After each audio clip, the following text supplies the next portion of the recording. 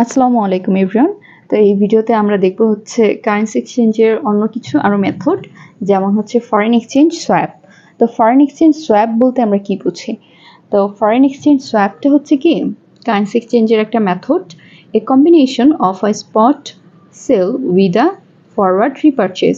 ওকে, তো forward exchange সোয়াপস বলতে বোঝাচ্ছে কি যে এমন একটা লেনদেন যেখানে দুইটা কাজ একসাথে হয়, কি স্পট ট্রানজেকশন এবং ফরওয়ার্ড ট্রানজেকশন। অর্থাৎ আমরা যে আগের লেকচারে দেখলাম যে স্পট ট্রানজেকশন কি, ফরওয়ার্ড ট্রানজেকশন কি, সোয়াপে দুইটা ট্রানজেকশনই একসাথে হয়।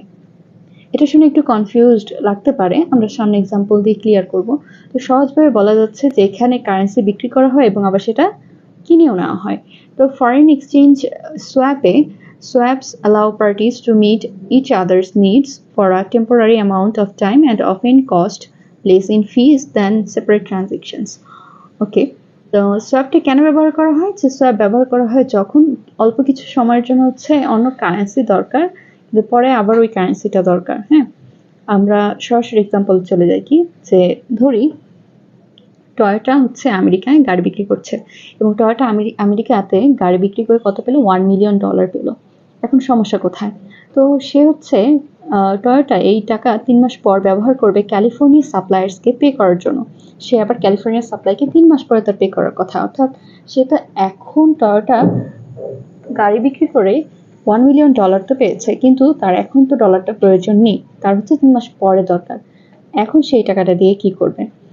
টয়োটা এই সময়টায় টাকা তো ফেলে রাখলে কোনো লাভ নেই, বেনিফিট নেই। তো সে কি চাইবে? টয়োটা চাইবে এই সময়টা টাকাটাকে ইনভেস্ট করতে, ডলারটাকে ইনভেস্ট করতে চাইবে। সো সে সাপোজ সে ভাবলো যে ইউরো বন্ডে ইনভেস্ট করা যায়, তো সে ইউরো বন্ডে ইনভেস্ট করতে চায়। তো ইউরো বন্ডে যদি ইনভেস্ট করতে চায়, তো সেই ক্ষেত্রেই আমরা ফরেন এক্সচেঞ্জ সোয়াপটা দেখব। ফরেন এক্সচেঞ্জ সোয়াপটা দেখবো আমরা ধাপে ধাপে। দেখি কি হলো, যে প্রথমে টয়োটা $1 মিলিয়ন হচ্ছে ইউরোতে কনভার্ট করবে। সে যেহেতু ইউরোতে ইনভেস্ট করবে, তো তাকে তো ইউরো লাগবে, ইউরো কারেন্সি লাগবে। তো ইউরো কারেন্সি সে কনভার্ট করলো, $1 মিলিয়ন ইউরোতে কনভার্ট করলো এবং এখানে কি হচ্ছে, সে ডলারটা বিক্রি করে ইউরোটা কিনে নিল। কেনার পরে সে কি করলো, টয়োটা হচ্ছে ইউরো বন্ডে সেটা ইনভেস্ট করলো এবং সে এই 3 মাস ধরে কি পাবে? লাভ পাবে। এখন 3 মাস পরে কিন্তু তার টাকাটা ম্যান্ডেটরি, 3 মাস পরে তার লাগবেই লাগবে। তো সে কিন্তু ব্যাংকের সাথে আগে থেকে কন্ট্রাক্টটা করে রাখবে। আমরা যে দেখলাম আগে হচ্ছে এক্সচেঞ্জ রেট ঠিক করে কন্ট্রাক্টটা মানে ফিউচার এক্সচেঞ্জটা করে, সেটা হচ্ছে আমাদের ফরওয়ার্ড রেট। তো স্পট রেটটা তো প্রথমে হয়ে গেল, এখন হচ্ছে ফরওয়ার্ডটা হবে কি, সে তো 3 মাস পরে নেবে এবং সে তো ব্যাংকের কাছে আগে থেকেই হচ্ছে রেটটা ঠিক করে রাখবে যে সে 3 মাস পরে নেবে। তো ডলারটা আগে কন্ট্রাক্ট করবে যে 3 মাস পরে নেবে, তো ইউরো আবার কিন্তু ডলারে কনভার্ট করবে এবং তখন তারা কিন্তু আবার ক্যালিফোর্নিয়া সাপ্লায়ারকে ডলারটা দিয়ে দেবে।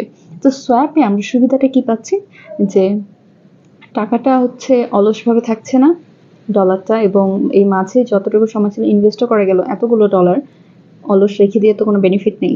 এবং এখানে এক্সচেঞ্জ রিস্কটাও কিন্তু কম, সে যেহেতু ব্যাংকের সাথে আগে থেকেই কন্ট্রাক্ট করে রেখেছে এক্সচেঞ্জ রেটটা, এবং ট্রানজেকশন কস্টও কম হয়।